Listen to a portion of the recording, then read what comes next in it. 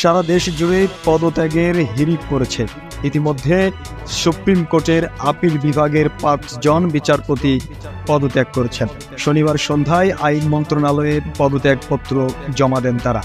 আইন মন্ত্রণালয়ের সংশ্লিষ্ট সূত্র বিষয়টি নিশ্চিত করেছে।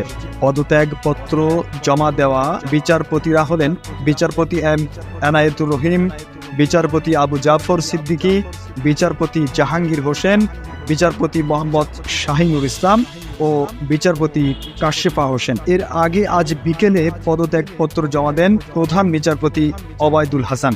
পদত্যাগপত্রে তিনি উল্লেখ করেন, সুপ্রিম কোর্ট বিল্ডিং ও রেকর্ডসমূহ রক্ষা করা এবং বিচারপতিদের শারীরিক হেনস্থা থেকে রক্ষা করতে তিনি পদত্যাগ করেছেন।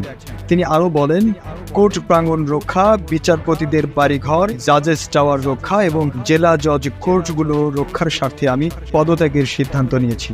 উল্লেখ্য, শনিবার সকালে বৈষম্য বিরোধী ছাত্র আন্দোলনের অন্যতম সমন্বয়ক হাসনাত আব্দুল্লাহ প্রধান বিচারপতি সহ অন্যান্যদের পদত্যাগের আলটিমেটাম দিয়ে সুপ্রিম কোর্ট ঘেরাওয়ের ঘোষণা দেন। পরে বিপুল সংখ্যক শিক্ষার্থী সুপ্রিম কোর্ট প্রাঙ্গণে এসে জড়ো হতে থাকেন। সেখানে তারা প্রধান বিচারপতির পদত্যাগের দাবিতে স্লোগান দেওয়া শুরু করে। এরপর থেকেই একে একে পদত্যাগ করতে থাকেন প্রধান বিচারপতি সহ অন্যান্য বিচারপতিরা।